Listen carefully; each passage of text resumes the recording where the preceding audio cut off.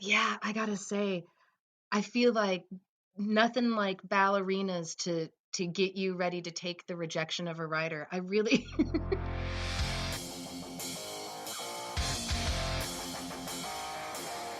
Hey, it's CNF, the creative non-fiction podcast where I speak to badass people about the art and craft of telling true stories, how they became who they are, and what they're working on. I'm your host, Brendan O'Mara. Hey, good to be with you, CNFers. Today's guest for episode 202 of the greatest podcast in the world is Ruby McConnell. She's a native Oregonian, and she's a fellow Eugenian here in lovely Western Oregon. Though we didn't get to record in person, so that's kind of a bummer. But such is life right now. One day, someday, she's the author of A Woman's Guide to the Wild and, most recently, Ground Truth, a geological... God, sometimes, man, a geological survey of a life. It's published by Overcup. Pressed? What the fuck is going on here? But we'll get to that in due time. Overcup Press. Good Lord. I don't know why you'd want to subscribe to the show anymore, but hey, if you want to, make sure you're subscribed to the podcast wherever you get them. Apple, Google, Spotify, Stitcher, Pocket Casts, all over. If you dig the show, consider leaving a kind review on Apple Podcasts. You might want to leave out the part where I can't get words out of my mouth. Or you could. It's up to you, really. Reviews are great. And of course, you can link up to the show on social media. Tag me in the show at CNFPod and at Brendan O'Mara, and I'll be sure to jump in the fire with you. Also, I recently posted on the CNFPod Instagram a stack of books, big stack of books, and I'm raffling them all out. How do you enter? You merely subscribe to my monthly newsletter. It's free. It's once a month. It's reading recommendations, podcast news, sometimes my hot take on creativity. I get a lot of books. I often get the advanced uncorrected proofs, and then I get sent finished hardcovers. And I figure, why should I have all the fun? Of course, you should buy and support the authors who come on this show. That's why they come on the show, of course. But winning free books is fun, too. So be sure to subscribe to the newsletter at BrendanO'Mara.com. Hey. And you're entered. It's that simple. First of the month.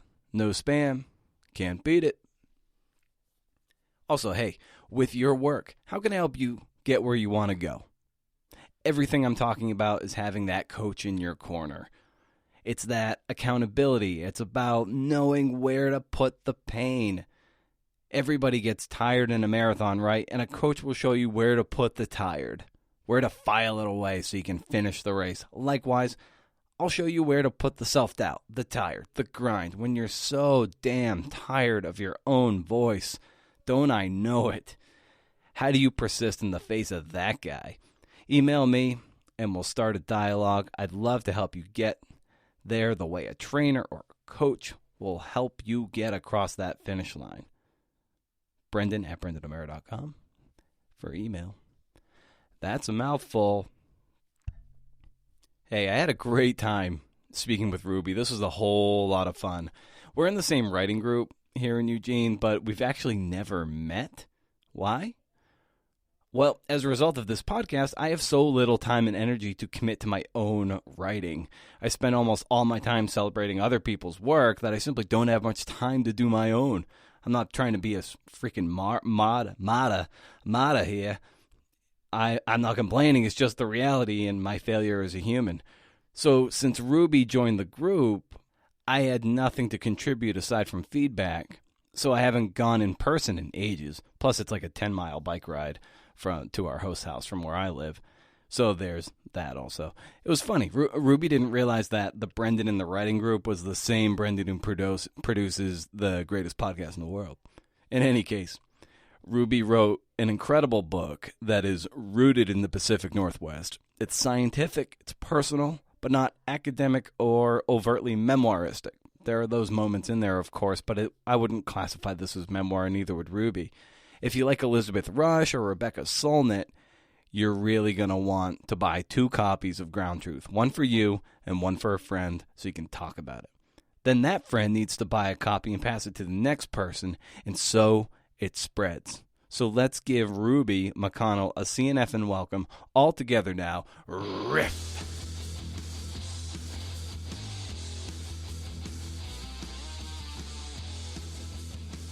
Writers or reporters or budding journalists or whatever it is, they feel like they have to be in some place very exotic to get a good story. And they don't realize that sometimes the best stories are right in your backyard, and there's great backyard journalism to be had, or backyard storytelling, as I like to call it.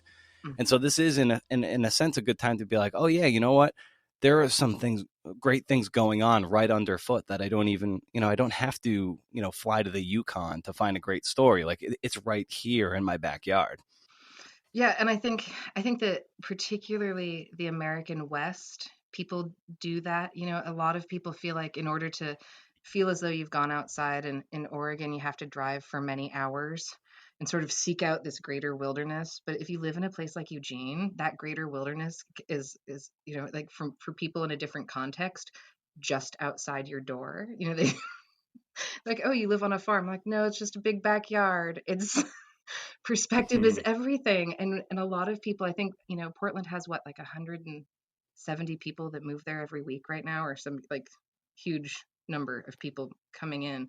I think that they feel like they have to take on this sense of American exceptionalism and, these national park places in order to get benefit from wilderness, and or to feel as though they've made contact with wild things. And I think that they're starting to question that. I think we're going to have to as we become more and more homebound. Yeah, and so you're, as we kind of alluded to earlier, you're an Oregonian native. Grew up mainly near Portland, correct? Yes, Mount Tabor. Nice. And so, give us a sense of the landscape that you grew up in, and maybe what your parents did that kind of planted a lot of these seeds that would eventually sort of germinate into when you reached young adulthood.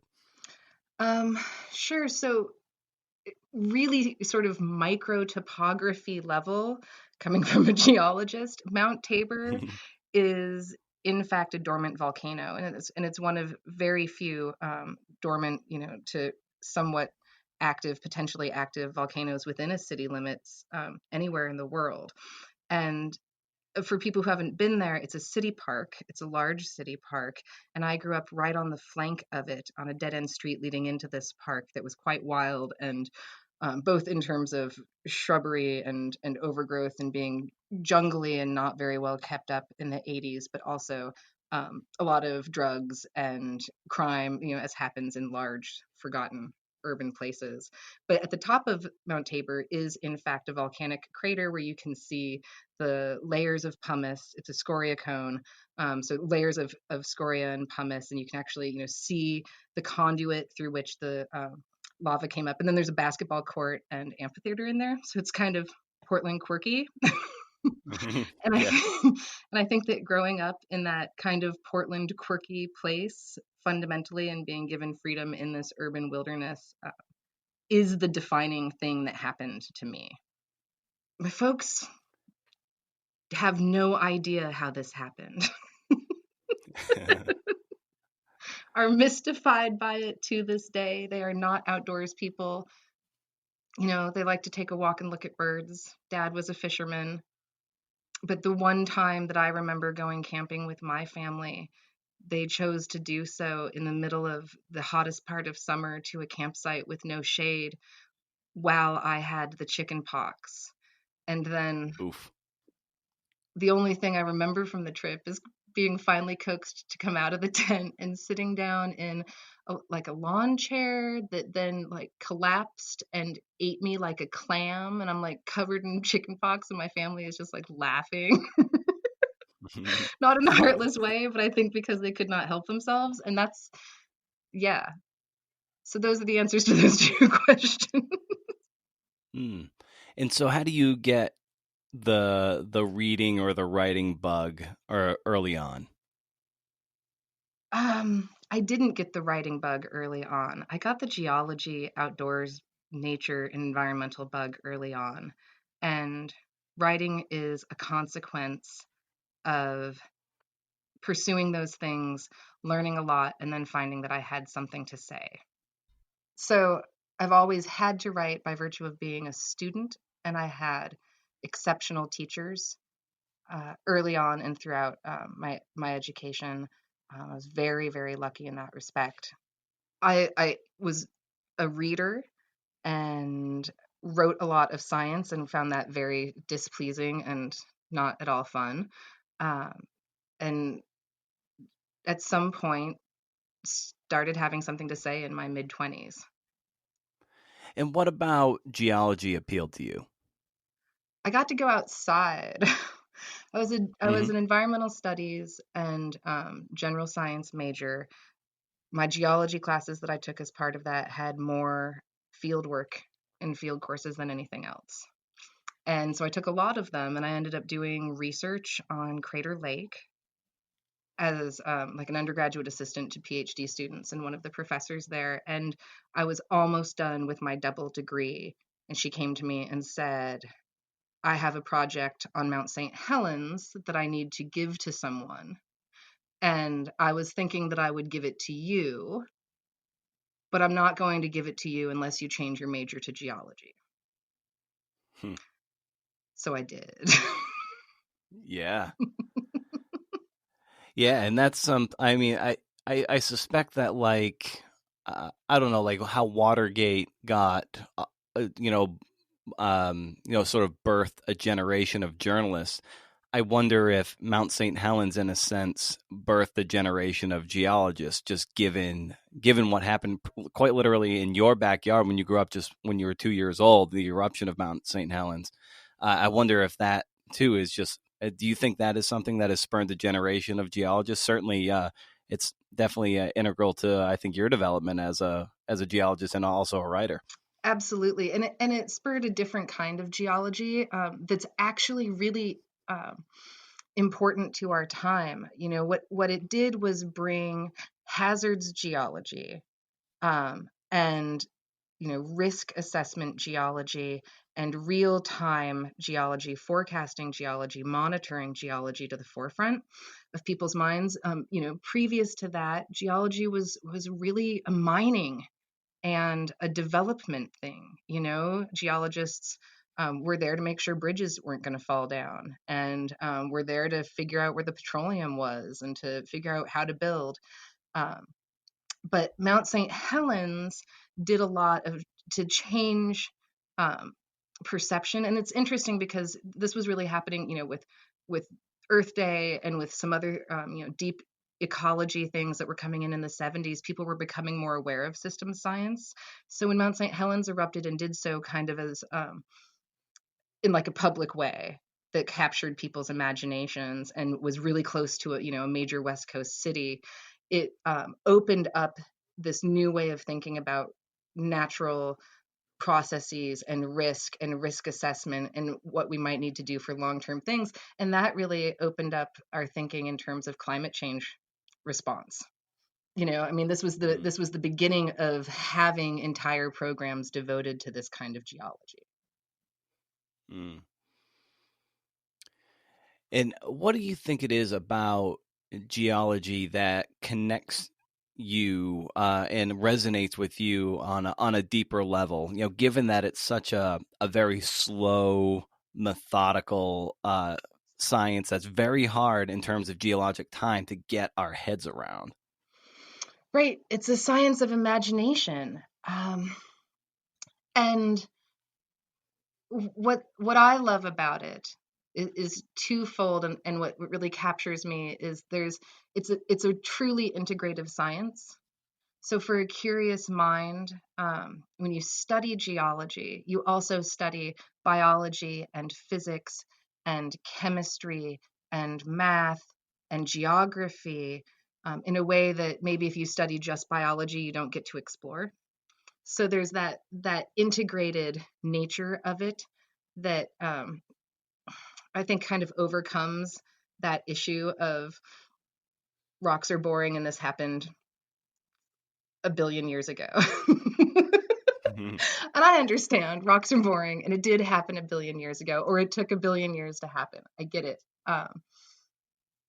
but sometimes it happens quickly and we get to see it. And the other thing is that in geology, once you've been taught to look closely and microscopically, and to look long term, and to look at all of those options in between, it stops being static. And so what's exciting to me about geology is the field eye, integrating everything that we might know from the laboratory and these other branches of science, and then standing out and watching um, geologists tell a story of the land out of nothing within minutes is a really exciting thing. And it's a really interesting way to walk through the world. Is there a better place in, let's just say, the continental United States to get the geology bug, given the Cascadia subduction zone, the ring of to the west, and then or what we're sitting on essentially, and the ring of fire to the east? Is this kind of a hotbed for it? It's a hotbed for superficial processes, for things that we can see on the surface, and for active processes like volcanoes. A lot of people um, come and take positions. The state universities have great volcanic programs because people come to study these rocks. But I will say, I did my graduate work at Northern Arizona University because it's an hour and a half away from the Grand Canyon, and Hmm. the rocks surrounding Flagstaff, Arizona, in any direction, it's really like the best exposed stack of rocks in the world. You're just not going to get anything as great as what's out. The diversity, you've got Meteor Crater, you've got the entire volcanic field, you have the whole Colorado Plateau. You learn those rocks, you can identify rocks all over the United States. And so, okay, so you've got this. You're studying. You get sent to Mount St. Helens to do to study the volcano and do research up there. About this time, you're starting to probably feel like you have something to say in terms of the written word. So, what was that moment or that intersection between the expertise that you were building and also this creative itch to marry the communication of being a competent writer with all this wonderful stuff you're learning that's very esoteric? It's a great question. So I finished graduate school and I started working as an environmental geologist, doing like groundwater cleanup and site evaluations. And the bread and butter of environmental work is a phase 1 site assessment. And one of the things that you do is trace the history of the property back to either 1940 or before its first developed use. And you do that sort of for all the surrounding properties in an attempt to understand ways in which humans may have contaminated or impacted negatively the piece of land. And you do this when you're a brand new geologist, like, you know, 20 of them in a week, every week for years. Huge Mm. volumes of research and field work, but you start to learn the history of the place, and you have to go to the library, and you have to walk the property, and you have to go to the local library and look at old aerial photographs and old maps.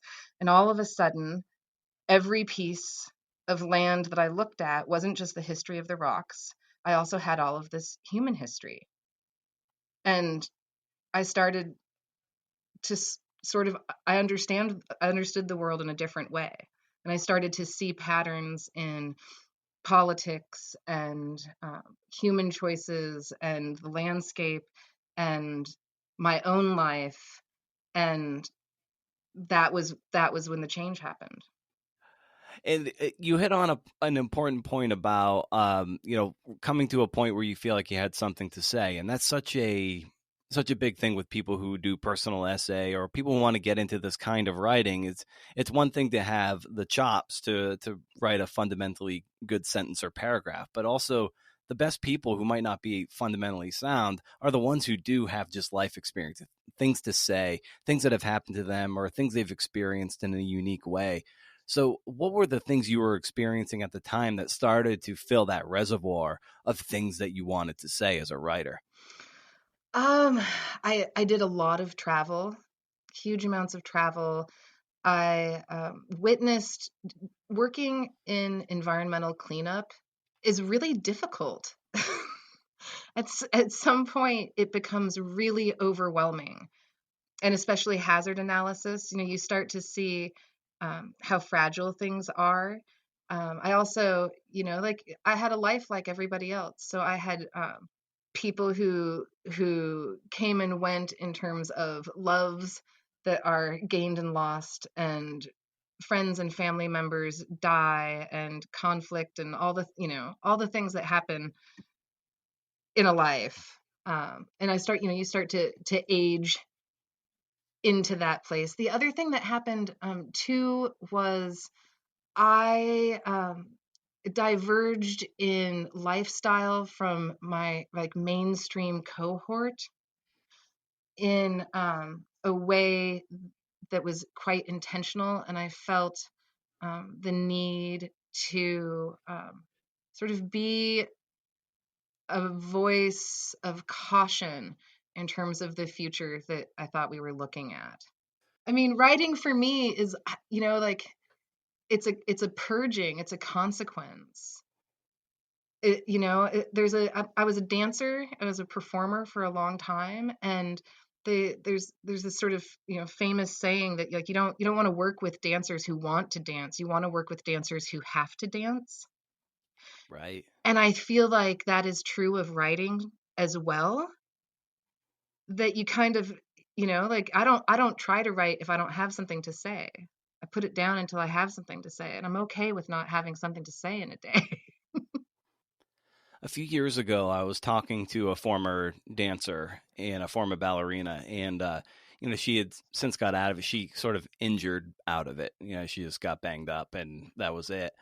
But I was talking to her, just given the wealth of talent that is out there when you're trying to get to that certain, the major leagues, if you will, of dance.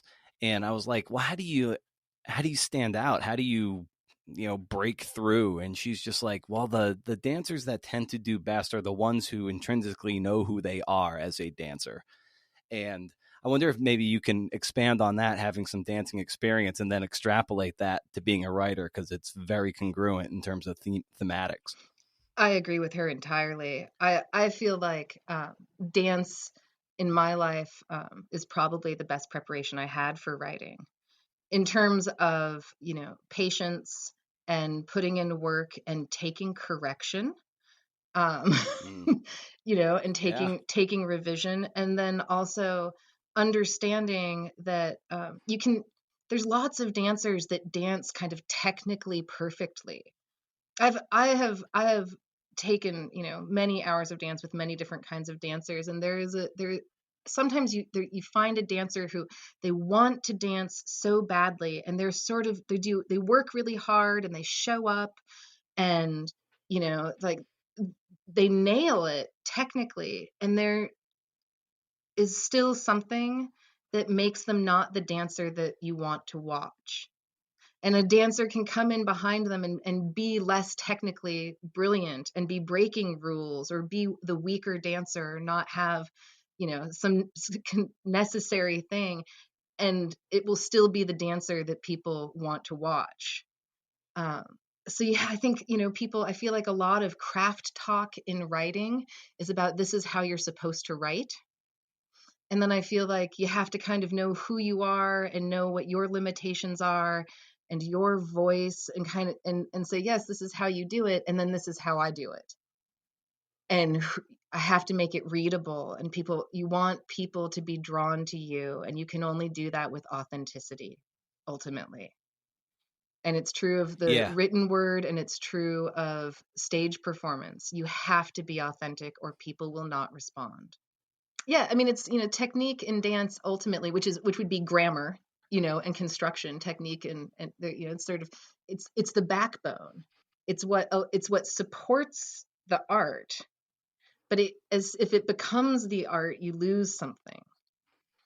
As you transition to being a storyteller and a writer, how did you lean on those dance fundamentals so you didn't get too frustrated or bogged down in those early years of grinding as a writer? You know, yeah, I gotta say, I feel like nothing like ballerinas to get you ready to take the rejection of a writer. I really, Mm-hmm. I mean, I feel like I don't have to, with when I do a reading, I don't have to be in full stage makeup and do it at the same time as 30 other perfect people. It takes this, and audiences are forgiving. Um, I feel like everything about dance in terms of what you learn about holding your own practice is the thing that lets me be a writer. And I don't, I don't get bummed out by rejection. I don't get bummed out by having to write and rewrite. And I never lose sense of the things that I've learned as a dancer to inform my writing. Like, for instance, one of the um, essays in Ground Truth, I sent a video of a dance that I had choreographed for one of my companies to my editor so as to help him understand why it was constructed in the way that the essay was constructed, because those two things had informed my thinking. I had, like I had been thinking about these concepts for so many years that it was the essay was predated with a choreographed piece that I was then relying on, because you talk, improvisation, the elements of improvisation are also the elements of writing: repetition, um, tempo, amplification, stillness or silence. These are things that you use to construct a piece of dance. Those are things that you use to construct language and have it be effective. So you can use those fundamental skill sets um, to help every part of the process, from the creative construction to just, okay, I am not the dancer for this piece. Every rejection gets you one step closer to the editor that says yes. That's all it is. Yeah, and then you forget the no's because all you have is the yes, and you're like, "Oh no, this is where it was supposed to be all along." And so you're almost thankful for all the rejection once you get that, once you're able to hold that acceptance in your hand. You're like, "I can't imagine anything better than this right now. I'm so happy I was rejected and endured that rejection." Right. And I just, yeah, for some reason, I just really am not bothered by it. I feel like, especially when you're a dancer, your art is your body. And so the Mm. rejection and the feedback that you get, it's very easy. You're like, I am the stuff of which this is made. And I think that writers feel that too. I am the stuff of which this is made. So it's easy to take the criticism and the critique as a critique of yourself or your story, rather than as a critique of the way that that story has been expressed onto the page. Much like dancers have a tendency to torment themselves with their own image being reflected back at them in the mirror. Writing, and particularly personal writing, is a reflection of yourself, but it's just an image. It's not actually you. And it will change with light and perspective and time and all those things. So you can't really cling to that critique, because it's a critique of something that, while it looks like you, is not actually you. What did and I love this about athletics and physical physical habits and everything about and how that extrapolates and overlays itself over the art. What about being a dancer? What discipline did you take from that you were able to apply to your art? Every day, write every day. I still do a ballet bar almost every day. Mm-hmm. You do it every day and complete things. I was a blogger for a really long time and worked in the very brief and very short form, sort of completing a single thought. And I think that as a daily practice was hugely important to helping me sort of find my voice and find what I write about and deciding how I write about that. That absolutely, you have to do it kind of every day. and stick to it and finish it, I think is really important. Yeah, and it's so I love when I need a sort of a jolt of sort of I don't know, creative steroids, if you will, something that makes me feel a bit stronger and feel a little bit less alone. I watched this documentary called Jiro Dreams of Sushi. Have Mm, you ever watched I have you ever have, seen this? yeah.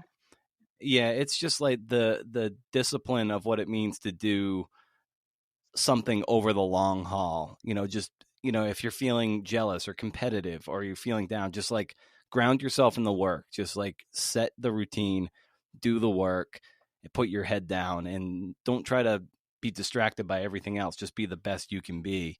And is that something you kind of employ yourself? Just if you're feeling those external factors sort of starting to seep in and seep into the bloodstream, that you need to just kind of get back to what it is, get back to the work. I think so. I think, I'm very lucky to live the kind of life I live, where we own our own business and I am able to write full time, and I'm able to really structure my day to how I need it to be.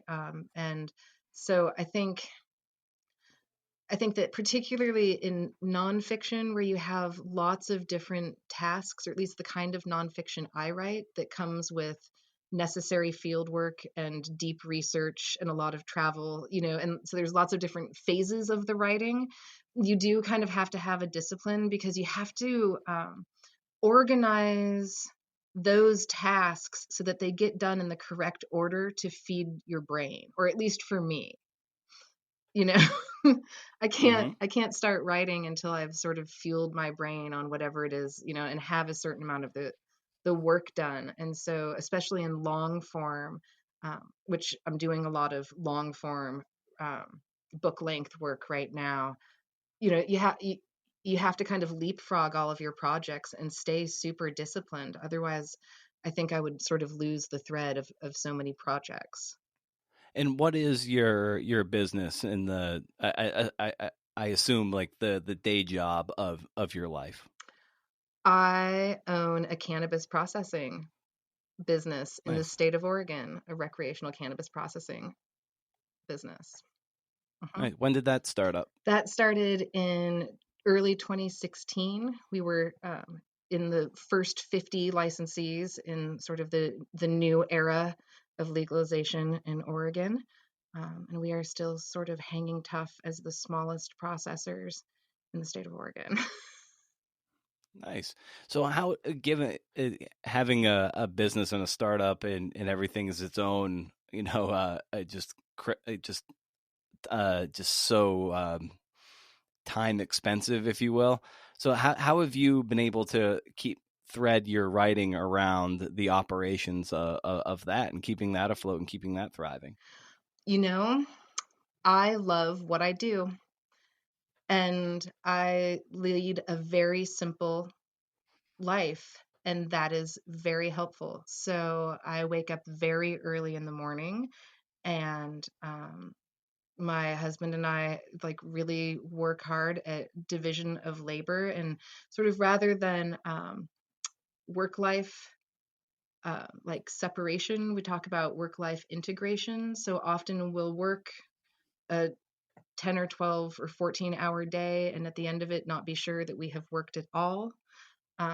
You know, I mean, it's really, Yeah. I have a lot of gratitude, and it took a lot of work to get to this point.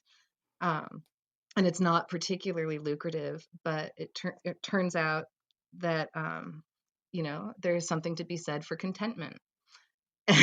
And that's what we go Yeah. for. So I really, I tend to write in the mornings because that's when I am more fresh. But that I usually start writing around 6:30 in the morning, and depending on the day, we'll stop, at 10 o'clock or noon or 2 o'clock or 4 o'clock. But I also keep myself on a pretty strict 40-minute cycle. I don't let myself sit for more than 40 minutes. I get up and do some other things.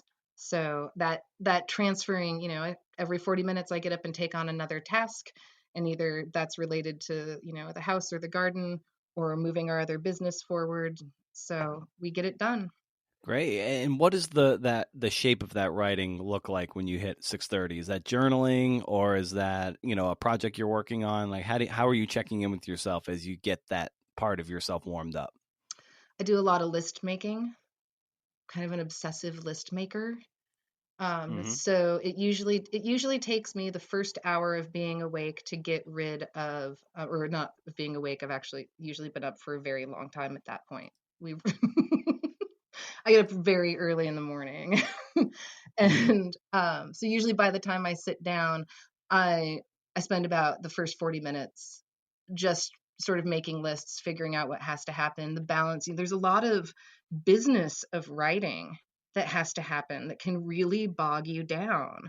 Um, and so I try to get those things out of the way and at least get a handle on the order that I'm going to tackle that.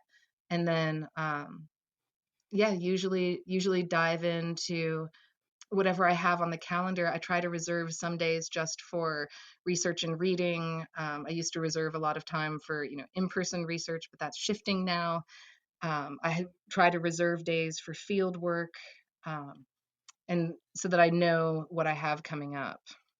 And I like that you said that, alluding to the business of writing component. What does that look like for you? Or, just what does that look like for you? I'll say. Well, I don't have an agent, and I've never had an agent, so I have to sell my Me own neither. writing. Yep. So, and I do a lot of freelance work. So I have to pitch and and edit and hustle, and you do have to do a lot of reading in order to figure out you know who's appropriate, who's going to want what you're working on, when are they going to want that, all of those things. Networking with other writers, finding events, promoting previous books, promoting upcoming books, promoting other people's books, promoting other people's work.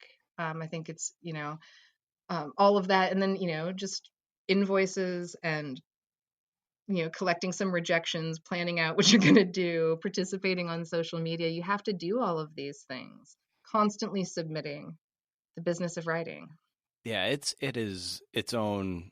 I think a lot of people who fail at freelancing, and I put myself in that category. And you and I had a nice, spirited Twitter exchange about how shitty we feel we are as freelancers. That it's which is a good springboard to talk about that. It's just like you don't realize how a lot of writers don't realize that you have to see yourself as a small business operator. Yeah. And once you kind of put that hat on and think about it in those terms, be like, oh, okay, if I'm going to land X amount of pieces this year, I need to be sending out, 100 queries to get 10 stories accepted, or, the batting average might even be lower than that. I think a lot of people don't realize that kind of work that goes into it. So naturally, for you, like, how are you navigating that side of your writing life? In terms of freelancing, I would say poorly. Yeah. Poorly and largely without enthusiasm. Um, Yeah. um, I did this. I'm not a journalist, and I don't have an MFA. So let's start there. Um, Yep. and then I I'm think those are two strengths, actually. I'm a woman, but I write about cannabis, geology, environmental stuff, science. Um, those are kind of not really woman dominated fields, even down to the who's writing about it on the final end of it fields. Um, and the kind of writing that I do is not um, in a voice that easily translates into mass media. Also, I have had a long-standing disdain for most women's focused things.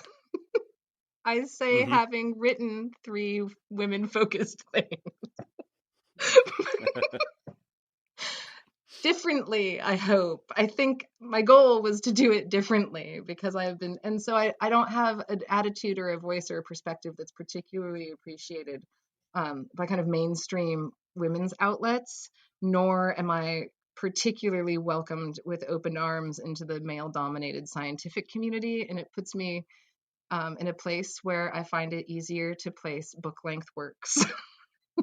Well, you're carving. You're like, well, there are these predetermined paths that you don't feel like you don't just fit into. So it's like, all right, well, fuck it. I'm just gonna carve my own path, Yes. and who, and and yeah, like get out your machete and just go through this part of the jungle. And if you're with me, if come with me. People like me do things like this. Follow me. Yes. And I get that a lot, like some of like I really tried. They want, when you publish a collection of essays, to publish a lot of those essays advance of, like a deal or publication. And I struggled with some of them in places that really I was surprised to have them not get picked up, and got really wonderful, fabulous rejection letters. We love this. We love this. We think it's beautifully written. It's well researched. Couldn't it be a little bit cheerier? Like, well, I'm writing about climate change, and I think that if we asked the polar bears if we could take a cheerier tone, they would probably say not so much. So Yeah. it's interesting when you know that you're sort of bucking the system. I get a lot of, could you be, we try to be more positive about the environment. I'm like, well, I try to be really honest. So here we are. Yeah, well, there's a one moment in an essay you write that it basically 10 years to understand that environmentalism cannot be about restoration, that the window for reversal is closed, that now it is a matter of survival. It's a radical attitude in the environmental movement, and an unpopular one. Hope, it is thought, is the greatest motivator, that everything can be saved. So in a sense, today being Earth Day, of course, it's you kind of take a slightly more like grim outlook on it, because things are grim. Well, right. And I think that that pandemics are indicative of changing global systems. There is no difference between one consequence of, our global behavior and another. So sea level rise and pandemics are related to one another intimately. Hurricanes and sea level rise and pandemics and droughts and locusts and, war and water scarcity are all related to one another. Expand on that, like how the web of all that, because they seem disparate when you say them one by one, but they are interwoven in a way that, of course, like all you have to do is just Right. look out your window. Right. So in the same way that we understand that if you take something out of the refrigerator and, leave it on a wet, warm windowsill, it will grow molds and yeasts and collect dust and will become a new, like it'll change the equilibrium of whatever the thing is. Let's say like an old tomato, it'll rot. And that rotting is, it's picked up, you know, out of the air, molds and yeasts and pollens and all of these things. And those things are multiplying and feeding off of it in this warm, wet environment. And then you have to remember that, like, the earth is just this molten ball, and that all of the life on earth is really just kind of like the mold on the orange or the mold on the outside of the tomato. All of us. And we are just as sensitive to these outside forces, and it's just as delicate of an ecosystem. So you change one thing like a temperature, well, then you get a new bloom of something, and that everything is still evolving. And so if you change conditions more rapidly, things evolve more rapidly, and that we might not have time to evolve in response to something else's evolution is important to understand. And that's what we are living through, is that something else has evolved faster than us in response to our shared environment. And with looking at one of your essays here, you wrote that geology is a lot like life, and earlier in our conversation you said it's a science of imagination. And what is it about geology that I think really, I think, burrows down, gets deeper. It's almost a very, when you really scratch the surface, it's a very writerly science because so much is going on, beneath the surface, if that makes any sense. Absolutely. And I love the analogy. One of the things that I think is wonderful about having geology as like a background is that originally it was a descriptive science. And that was, it was sort of men with sticks walking through the countryside making observations. And there is this huge vocabulary that you get when you study geology, and you're taught then to look differently and to describe differently, and to use really specific language for really minute, strange things. And you get kind of fun phrases to play with, and it's super rich in that respect. But I think, um, it's the universal. It's the universal. And we have so few truly shared experiences. And so we have so few real form, like we kind of feel globalized and monocultured, but I think we're also feeling really fragmented. And I think that the land is this thing that, because it exists on time scales and it's bigger than us and it's smaller than us, and it's sort of outside of our control, that it's a really great starting place for humans. And to sort of think about connections. Geology is it's a touchstone. Yeah, there are so many like great moments in the book where you marry your personal story with a lot of the topography and geology and geography of the Pacific Northwest. So for you, as you were constructing these essays, what was the challenge of trying to find the right balance between, here's the information that I'd like you to take away, but also here's the beating heart of it to make you care? Right. Yeah, it was different for every essay, and I had They feel really coherent and connected, even though they are separate and standalone in so many ways. I'm glad to hear you say that, because that was one of the primary challenges of constructing the book. You have a certain number of essays, and then you decide that it should be a book. I didn't start writing them as a book, and then I realized that it was becoming a book. And then I had great volunteer editors. I had many editors willing to look at this, writers and professional editors that I had worked with previously while I was crafting the book proposal. And the connection of the essays was emphasized early on. And I read maybe 150 essay collections just to look at how the essays were connected. Wow.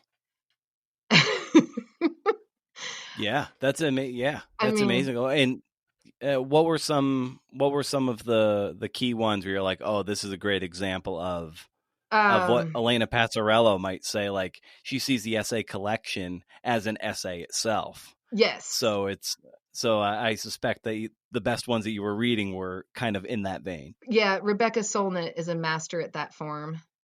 She's a master at that form, where she'll take, the same analogy will sort of appear in a different form in each essay. The repetition of language throughout the essays, the calling forward, and the hints that you get of things that are yet to unfold, and the holding on to some of those things. I think, even though it's probably like totally over talked about, I think that Joan Didion is also a master of that form, especially because her essay collections were often pulled from disparate pieces written at very different times, or that were written for different purposes. They weren't necessarily written as a collection. Um, and I will say here that of those 150 some odd collections, almost all of them were written by women.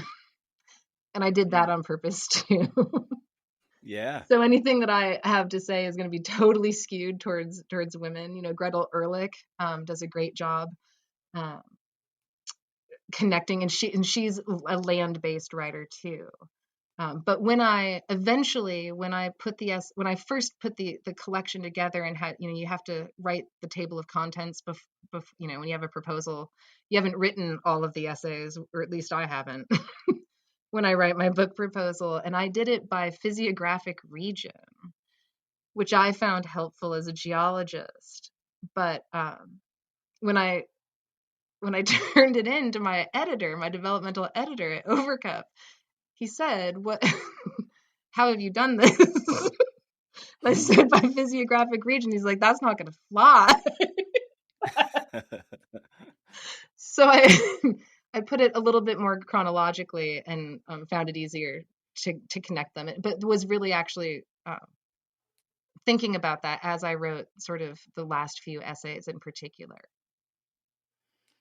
Yeah, and what's great is the connective tissue of the whole thing, and what makes it feel cohesive. At least it made it feel cohesive for me. Is of course the landscape of the Pacific Northwest. Like that's your through line throughout all these essays, and that's kind of what you're able to hang everything on. You know, whether that's the essentially the innkeepers or the housekeepers along the Columbia River Gorge, and so many so many just so many other things, whether it's Mount St. Helens or the Andrews forest deep in the Cascades. It's like all these things are what is keeping these from just exploding and falling apart all over the floor. Right. And and partly because there is an essay for each physiographic region, pretty much. Yeah. And also I was really clear, people, I don't consider this a memoir, and I wasn't trying to write memoir. I really sort of my brand of environmental writing follows the Irish tradition of the Shawnee, the Irish storytellers, and you have to have some of yourself in that, in that form. And I made it really clear early on. I was like, we can't edit this towards memoir, because the analogy, like I write about the salmon, and I say the salmon are not the metaphor for my life. My life is the metaphor for the salmon in this. And I was really clear that that was the direction that it ran in all of the essays, as opposed to writers who use the landscape to help hold up the personal story or illuminate the personal story. My goal was to use the personal story to illuminate the story of the landscape or the natural resource that I was talking about. When I was reading these, it made me think of Elizabeth Rush's Rising, Mm. which is have you read that? Mm-hmm.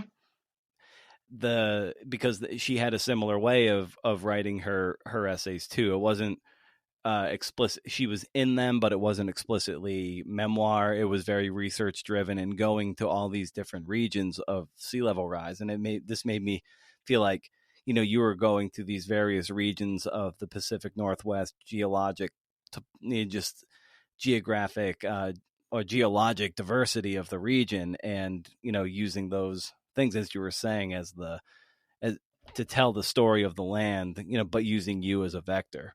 My sense is that we can all do this, and that's really my goal. My goal is to have people come out of the writing feeling like my stories are tied to the land as well. I think that's the part of it that makes an environmental writing. It's the part of environmental advocacy.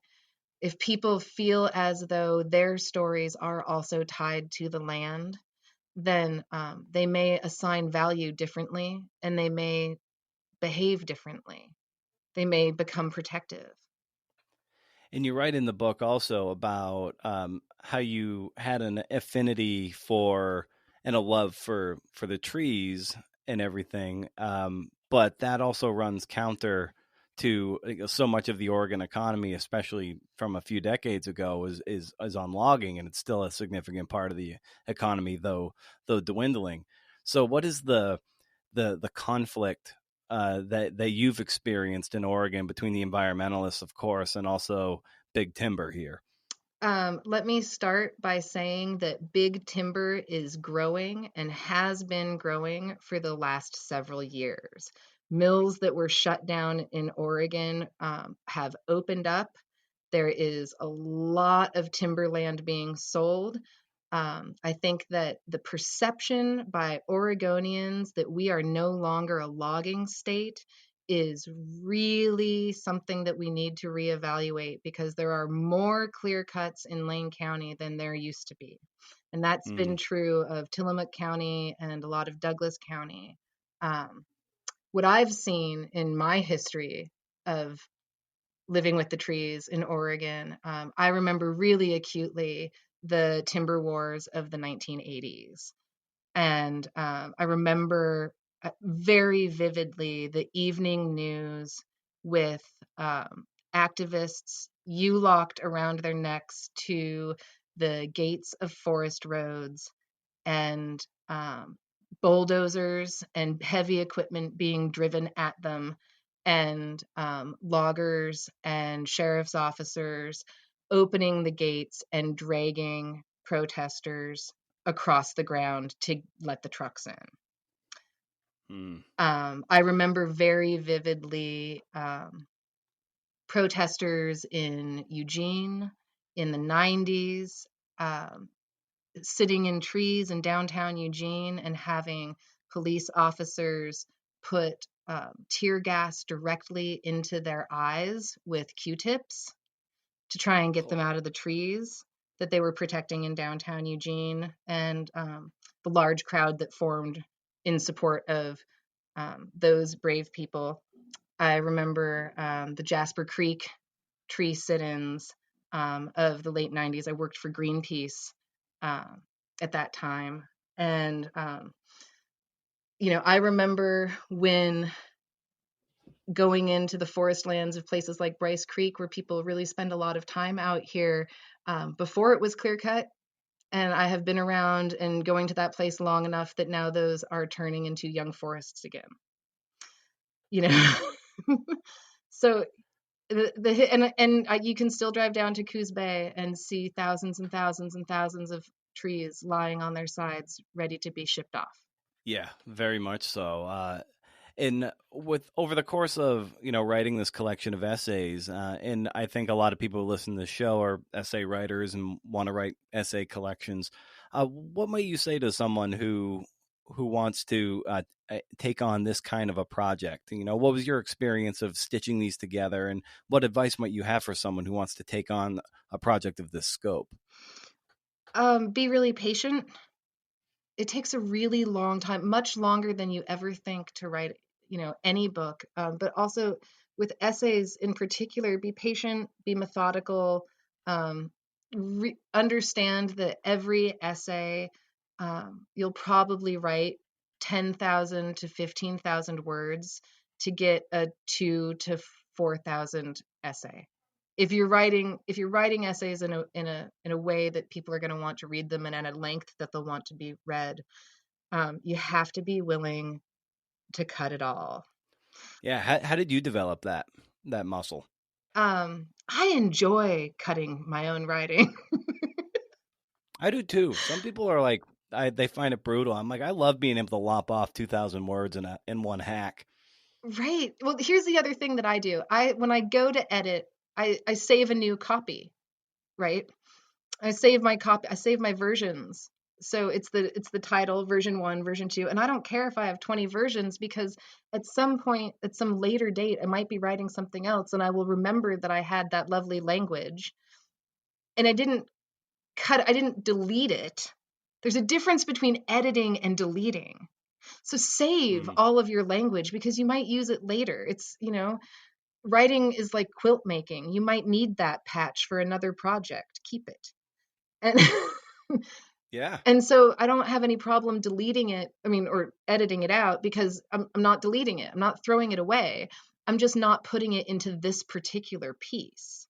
Yeah, it's not germane to that one particular one, but it's so great. I remember speaking with Mary Heather Noble, like way back in the early run of the show, and she saves everything. She believes in the power of the drawer, that just because you've written it, you might have edited or cut it, it might not be the right time for the thing. So just put it away.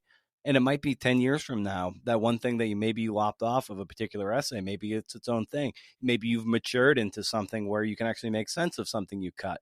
So it's to your point, you really should be holding on to all these things. Editing is not deleting, and vice versa. Right. Oh, I think that's absolutely, and sometimes you do just write a pretty paragraph that, is lovely language and is absolutely inappropriate for where it's sitting. But you'll go and cannibalize it later. Yeah. And for folks who might not understand what ground truth means in terms of geology, define that term and why is that so important to the title of this collection? So ground truth is, it's a noun and a verb. What in geology and lots of science, you often have to make decisions about things and make up stories about things and evaluate things from a distance. So the use of aerial photographs or radar or sonar, you get some information, you look at the aerial photograph, that looks like a mountaintop because it has a circular top. It turns out when you go take a walk to that place, it's actually a lake. They were both circular from above. You had to make a choice. You got it wrong. So the process of going back and verifying on the ground the assumptions and the story that you've determined based on information obtained from a distance is called ground truthing. They also use it in the military, sort of military plans for what they think they will find, and then there is the ground truth of the actual situation once they get there. So ground truth, these essays, that was actually the process that I used. All of the essays feature a landscape or a feature or natural element that I had some connection to my past and my history. And for each one of these essays, I did in fact go back and ground truth and revisit those places, sometimes several times over many years, to be able to write about them sort of from a distance and then from the what I was hoping to find, which was the ground truth of the situation. That's such a perfect approach. And so when you landed on that title, you must have been like, yes, this is like the perfect distillation of what I'm going for.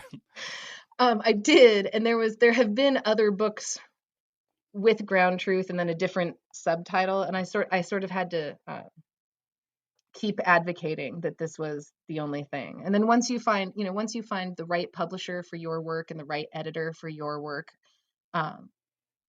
they agree with that and they make it happen. Like when it's something really fundamental like that, it's really important to trust your editors. It's really important to trust your editors. They really are helping you. At least mine have Right. been. I've had really wonderful editors. And when I was reading it too, I came across something, harmonic tremors. I'm like, that's a good title too. That I'm like, I got to talk to her about that. You should use that as a title for something. Well, I had an interactive arts collective that I started that is actually still around. I'm no longer a part of it, but called Harmonic Laboratory in Eugene, Oregon, that took the title from harmonic tremors because the first piece that we did was a volcanic piece. Nice. Well, Ruby, where can people get more familiar with you, find you online, and get more familiar with the book? You can find me at Ruby Gone Wild across social media channels and at rubymcconnell.com. You can buy my books every place that you can purchase books, but especially from local bookstores everywhere, including but not limited to some of my favorites, which include Powell's and Broadway Books. .com, or I think they are .net, and then also you can buy directly from my indie press, which is great, and they are overcup.com. Awesome. Well, Ruby, this was great that we got to do this and talk shop a bit and talk about, the way your approach to these wonderful essays. So I really appreciate you carving out the time on Earth Day here to come on the podcast and talk about your work. Thank you so much. Thank you. I'm so appreciative of your time. I really touched. Thanks. We did it. We made it, CNFers. Thank you so much for listening. Be sure you're subscribing to the show, of course. This crazy show is produced by me, Brendan O'Mara. Hey. I make the show for you. I hope it made something worth sharing, and if you really dig the show, leave a review on Apple Podcasts. Show notes are at brendanomeara.com. Follow the show on the various social media channels at CNFPod across them all. Get that newsletter at my website. Win books, win zines, hang out with your buddy B.O. Once a month, no spam, can't beat it. Are we done here? We must. Because if you can do interviews, see ya!